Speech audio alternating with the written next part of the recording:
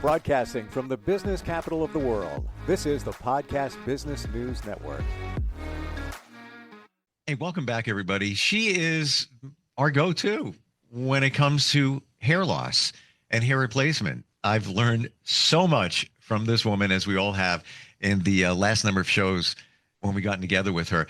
One thing we haven't really dug deeper into is cancer and cancer treatment and how that affects the follicles, if you will.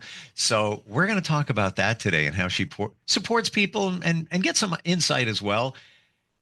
Her company's Hair Loss Center NJ.com. LaRonne Quarles-Wright is back with us. How you doing today?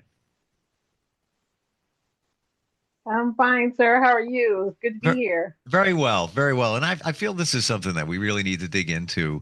And I'm sure that you support a lot of people that are going through treatment. Am I right about that?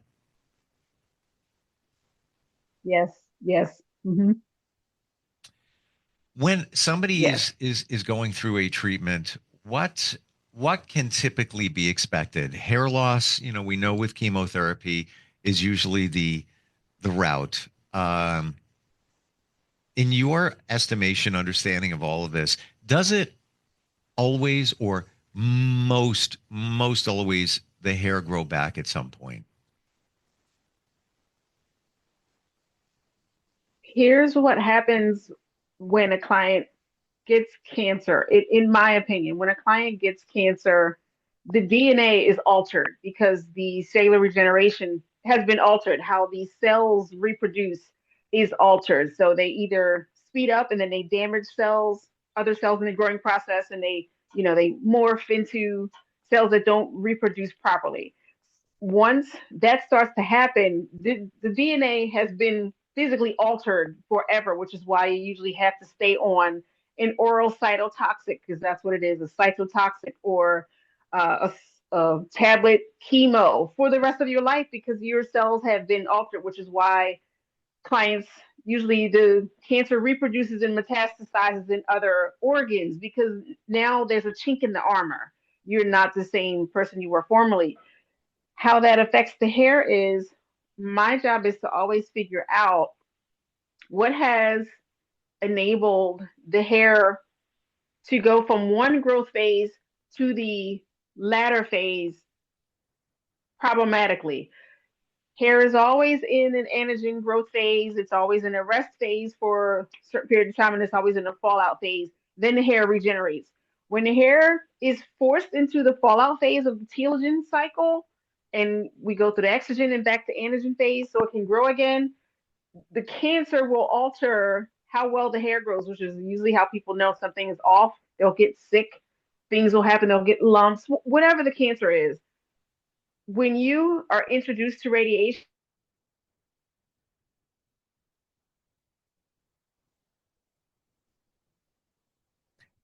I think we have a tech issue here. Apparently, maybe some Wi-Fi issue. Oh, LaRonne, we're right in the middle of something super important. Finished with chemo and radiation, sometimes the hair is not going to grow back the way it did initially, because you're essentially not the same person. Your genes are really not the same genes.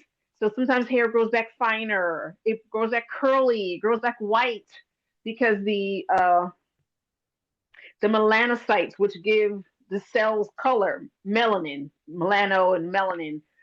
So the melanocytes they're altered. So the way the hair reproduces is now altered indefinitely. So when clients come in, it's difficult for me to say you're going to have this hair back or your hair is going to be the way it used to be. Everyone is a rare case. Everyone is different. I can never say for you this is going to happen, because no one really knows. Have you seen cases where hair has come back and it's relatively the same before it was lost?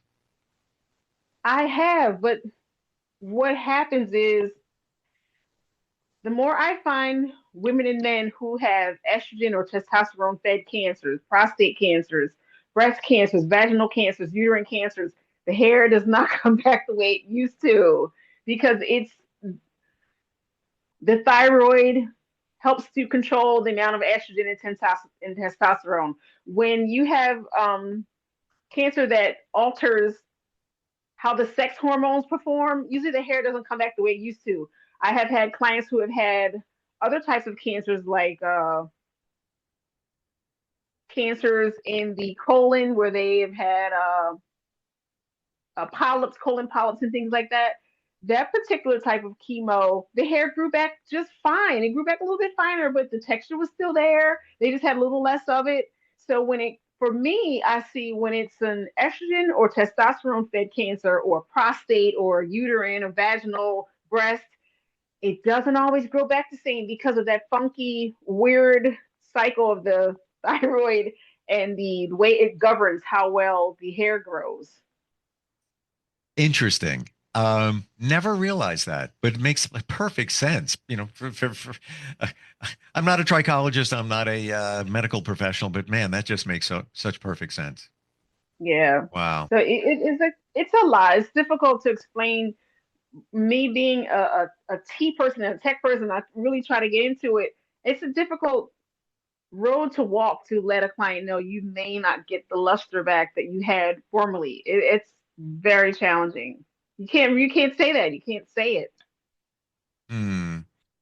What about for somebody that the hair has started falling out from the treatment? Mhm. Um, you can support with some type of hair system until the hair starts growing back again. You can, however, the hair systems. This is one in particular. This is a hair system. It's a polyurethane system. It has poly around the perimeter of the hair system, and it has lace within the base. This is a system that I would recommend for a client who's out of treatment. The treatment usually leaves the scalp feeling a bit raw and tender. Sometimes we give clients the cool cat method. We give them vitamin E, massages and things because the skin is very tender. And I don't recommend anything like this as far as hair replacement until you are kind of out of treatment because it's scratchy. Sometimes it irritates. You don't have the same type of scalp feel. Everything is kind of like elevated and doesn't feel quite the same as if you were not going through treatment. So there are plenty of options, but you kind of have to navigate which is best for the client when they're going through treatment. So I just had a flash in my mind, and I just need to ask this question. Um, is it in many cases better to not have some kind of temporary hair replacement while you're going through the treatment?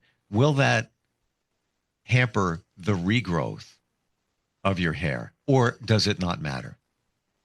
It doesn't hamper the regrowth of the hair because hair grows on a cellular level when it's time for it to regrow. When the body achieves homeostasis, it will regrow. It will regrow and return when it's supposed to. Someone wearing a hair system or covering is really not going to alter that. Okay. Yeah. Yeah, We don't know. That's why I ask, yeah. because you wouldn't want to, I don't know what it would be, but if somebody, had something on their head, um, I don't know if that would make a difference. Apparently it doesn't. What else can you tell us about these types of treatments and our hair? I love to work with women and men once they're out of treatment.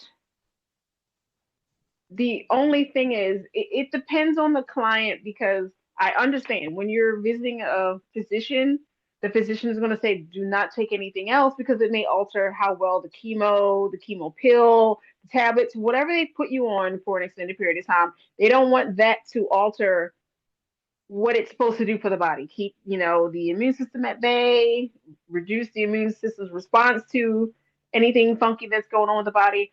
I get it and I understand it. However, as a holistic practitioner, we think the reverse because we're trying to do the most to stimulate the immune system, boost the immune system, support the immune system. We don't want to keep it at bay. We want to help regenerate it so that you can start feeling better. Your hair can grow back. You get your vitality back, but how we view it and they view it is a little different. But I get it. I understand.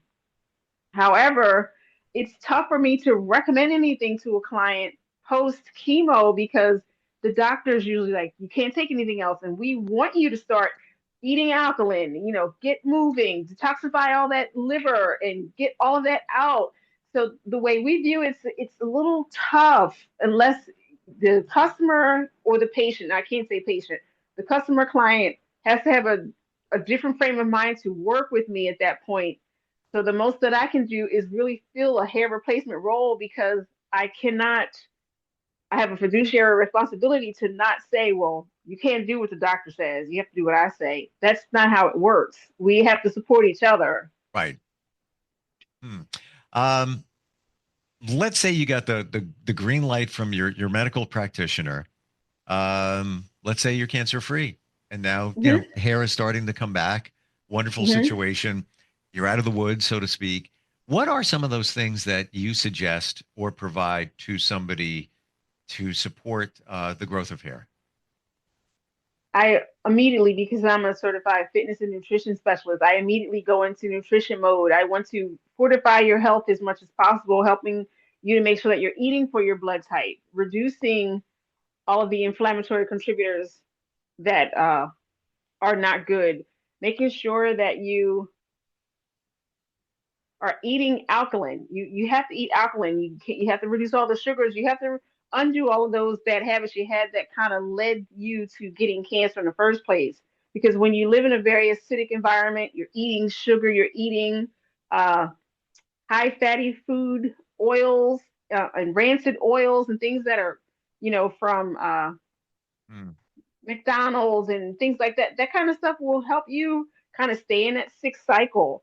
So I try to analyze a lot of that, making sure that we're preparing your gut, making sure we support your gut, detoxifying your liver, like helping you to regenerate those cells as quickly as possible and cleaning you all out and just fortifying you. So it's a delicate balance, but we're trying to like fortify and strengthen your system as quickly as possible so that you can get better soon. But it takes a minute because you can't just detoxify all that out of your body in one fell swoop. It takes time. What I'm getting from you is you are not just a trichologist, which is somebody that deals with hair. Uh, you're more of a holistic healer in what I'm hearing from you. It's not just I'm going to take care of your hair. No, you're helping somebody take care of their body, which will invariably take care of their hair. Yes, Wow, yes, sir. that's But that's huge. that's what we try to share. It's more than just me talking to you about your hair. It's you really have to balance. My slogan is balance your body and the hair will follow. You can't have hair if you don't have a balanced body. You just can't. That's why your hair falls out to begin with because your body's unbalanced. I believe that we all don't see the body connection to hair. It just it's there. We don't have to worry about it. We wash it, we style it, we're all good to go. We don't see the connection. But when you start thinking about the fact that when they do drug tests, they take just a strand of hair, Hmm. like OMG, how that Hmm. can show what's in your body. That's the proof of what Yes. what goes in comes out up top. Hmm. Wow. Yes. And it doesn't matter, even if we do hair and mineral tests, the hair and mineral test is going to tell you the same thing. You're going to have to do XYZ because I have also included that test in my services as well. There's no getting around it. Yeah. How do you do that if you're doing a mineral test? How's that done? We just take, just a very small lock of hair, not even maybe an eighth or a quarter of an inch across, and cut as close to the root as possible when we send it off, and it returns information to us, letting us know, by each body system what they need to work on. It's kind of the same. It's Hmm. kind of the same. It depends on what type of testing scanner you're going to use. It tells you all the same thing. Um, in doing that, what comes back for you on the mineral test? Is it, you make recommendations? Okay, we saw this, or give us some examples of what could possibly, uh, or maybe for somebody when you've done a mineral test, what's come back, and then what you directed them to do. I haven't used mineral testing for quite some time, but if I can remember, it would let you know if you had different types of toxicity in your living space, like lead and mercury and toxins. It will let you know if you had different toxins. It would also let you know if your SNS, your your uh, your nervous system needed support, because your nervous system can alter how well the HPA axis performs. The HPA axis would give you uh, different indicators that you needed to work on your stress areas, your adrenals, and things like that. It would also let you know if if you weren't defecating enough. It gave us targeted information that let us know we need to work on each specific system. So I'm not sure if that helps, but it would definitely give you minerals. It would tell you what kind of toxins you needed to work on. It would let you know if your stress was too high and if you needed to support your adrenals and your hypothalamus and your pituitary. It gave us quite a bit, but I would need to research one and find one because I have them all in my files. I wish I had known, because I would just pull one out and Sure. show it to you and show you what it's like. But it's very effective. It's very effective, especially if you're not offering anything else. That's a great tool to have. Mm. Um, do you take supplements? Do you have a regimen, you personally? I do, and it drives my husband nuts because I have about 10 things, and then he's considers me. He's like, "Well, you must be sick. You're taking all this stuff," and I'm like, "No, it's not that. It's just I don't want to have to take medicine, so I take supplements." And I have a list of issues myself because I Don't we have all? always had, Don't we all? yeah, I've always had issues with my lymphatic system, and if you could tell, like I'm constantly puffy because I've always had issues with my lymphatic system, and I always have to tap and do different things for my lymphatic because I have always had a problem with my lymphatic system and my kidneys, and I've had IBS as a child, so I've struggled with my upper and lower digestive system. So there are things that I have to take all the time just to keep my body supported, whether I like it or not. So Mm, yeah, I'm constantly detoxifying my liver because I am a woman of a certain age and I'm going through the change. So I'm constantly trying to make sure I take care of my liver, my lymphatic system, sure. my kidneys. I support my stomach because, like I was saying to you earlier, I'm a type AB, so I don't have a lot of stomach acid. I don't have enough pepsin in my stomach to support digestion, so I have to support that. And then I also am always on pre and probiotic fiber and probiotics to support my gut so that I can not have the problems that I had formerly with IBS. So I have my own issues that I have to work Sure. on, and I tell my clients all the time, I can only share this with you because I am my own patient. I take this too.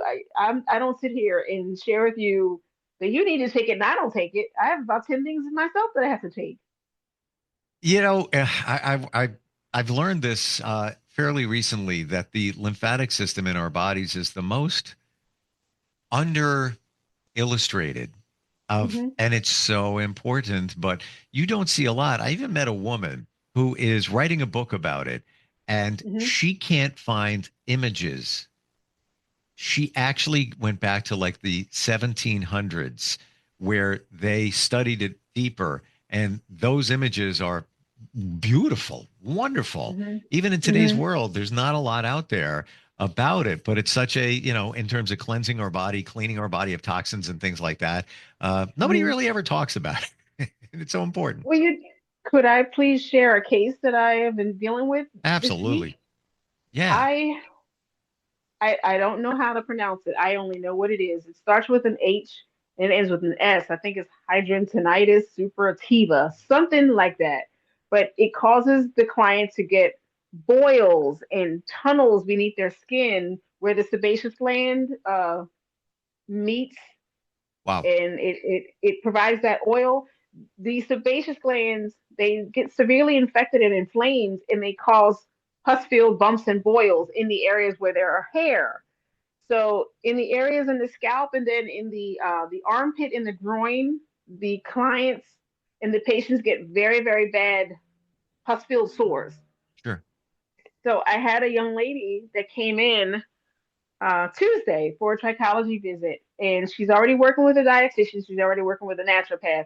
So I have to walk that delicate line that I don't over recommend things because she's working with someone already.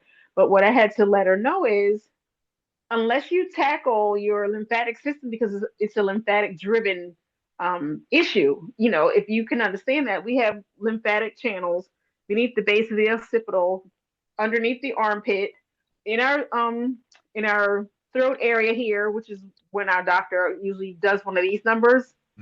They'll feel you here, but of course we don't have hair here, so she doesn't get the breakouts here. She gets them here, she gets them here, and she gets them in the groin. So I let her know you have to work on your inflammation because it's an inflammatory driven lymphocytic issue, because it's a lymphocyte, lymph cell. She has to work her lymphatic system and her immune system. So I do see clients that come in with lymphatic issues all the time. However, like you said, no one really ever talks about it. No, it's and I'm far from the expert, but I hear there's like 300 different lymph nodes in our body. That doesn't count the channels and everything else going on there. I love your knowledge. You really just get to the point, make it clear, easy to understand, and just have a passion to help people. And it truly is wonderful. LaRonne, what's the best way to reach out to you, whether somebody's in New Jersey or not? They just need some direction. How do they do that? Well, I can help anyone anywhere because we have different types of services. It depends on where you are and what you will allow me to do with you. You can be in Wisconsin. I can still work with you. I can be reached at hairlosscenternj.com. You can reach me on any social channels, SBLHairloss. And you can always call me by phone, 609-710-8102, and by email, info@hairlosscenternj.com. You're amazing in terms of your knowledge, just in all different areas of hair. We went down a direction today in terms of health and also wellness connected to cancer. But again, just illustrates, how we take care of ourselves is reflective in our hair. It's all there. Thank you so much for being here today. Really appreciate it. Thank you. Are you looking for even more of the podcasts and hosts that you love? The Podcast Business News Network is proud to announce that you now have even more ways to listen live. Check out the mytuner-radio, online radio box, and simpleradio apps on iOS and Android, or find us online. Search for Business News Network on mytuner-radio.com, or search Podcast Business News Network on streama.com and onlineradiobox.com/US. Take your podcast on the go and don't miss a minute of the action.